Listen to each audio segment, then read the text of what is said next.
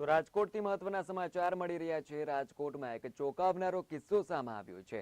Social media પર એક હોસ્પિટલમાં મહિલાઓની સારવાર કરતા પ્રાઇવેટ વિડીયો વાયરલ થયા હતા।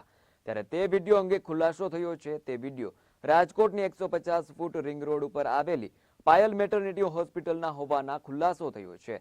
પાયલ હોસ્પિટલના લેબર રૂમમાં અપાતી સારવારના સીસીટીવી વાયરલ થયા હતા। મહિલાઓની અંગત સારવારના વિડીયો યુટ્યુબ પર અપલોડ કરવામાં આવ્યા હતા। ત્યારે અમદાવાદ સાયબર ક્રાઇમ દ્વારા ગુન્હો નોંધવામાં આવ્યો છે।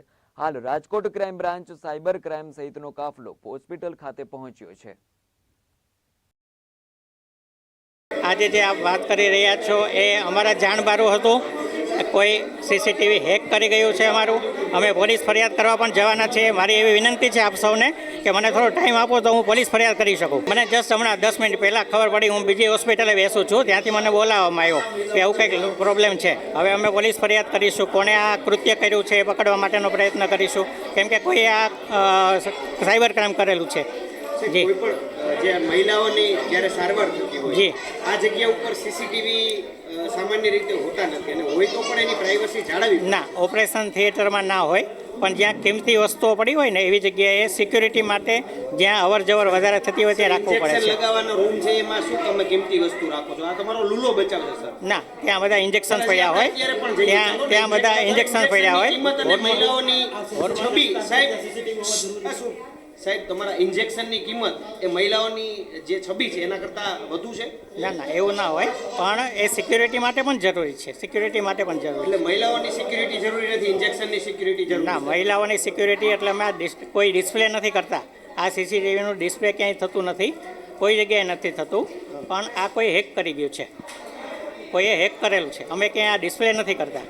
મેટર્નિટી હોસ્પિટલના વિડીયો સોશિયલ મીડિયામાં છે તે વાયરલ થવા પામ્યો છે। જે જગ્યાએ મહિલાઓને ઇન્જેક્શન અને તેમની સારવાર છે તે આપવામાં આવતી હોય તે ખાનગી જગ્યાના વિડીયો છે તે સોશિયલ મીડિયામાં છે તે વાયરલ થઈ રહ્યા છે। મહત્વનું છે કે અમદાવાદની જે કહી શકાય કે અમદાવાદની સાયબર ક્રાઇમ દ્વારા છે તે સમગ્ર મામલે ગુનો છે તે દાખલ કરવામાં આવ્યો હતો। યુટ્યુબ અને જે કહી શકાય કે જે હોસ્પિટલના સંચાલકો છે તેમની સાથે વાત કરતા તેમણે પણ ક્યાંક ને ક્યાંક લૂલો બચાવ હોસ્પિટલનો કરતા હોય તે પ્રકારના અણઘડ રીતના નિવેદનો છે તે આપ્યા હતા। ત્યારે મહત્વનું એ છે કે રાજકોટની આ હોસ્પિટલના છે તે સીસીટીવી હાલ વાયરલ થયા છે। પોલીસ દ્વારા શું કામગીરી છે તે કરવામાં આવશે તે જોવાનું રહેશે, પરંતુ મહત્વનું એ છે કે હાલ સાયબર ક્રાઇમ દ્વારા છે જે યુટ્યુબ ચેનલ ઉપર આ વિડીયો અપલોડ કરવામાં આવ્યા હતા એ હોસ્પિટલ જે યુટ્યુબ ચેનલ છે તેની વિરુદ્ધ છે તે કાર્યવાહી કરવામાં આવી છે, પરંતુ હજુ સુધી સાયબર ક્રાઇમ દ્વારા છે તે કોઈપણ પ્રકારની કામગીરી છે તે હોસ્પિટલ વિરુદ્ધ છે તે નથી કરવામાં આવી। મહત્વનું છે કે મહિલાઓની સુરક્ષાને લઈ અનેક સવાલો જ્યારે ગુજરાતમાં ઊભા થઈ રહ્યા છે, ત્યારે હવે દવાખાનાની અંદર પણ જે મહિલાઓની સુવિધા કે સુરક્ષા હોવી જોઈએ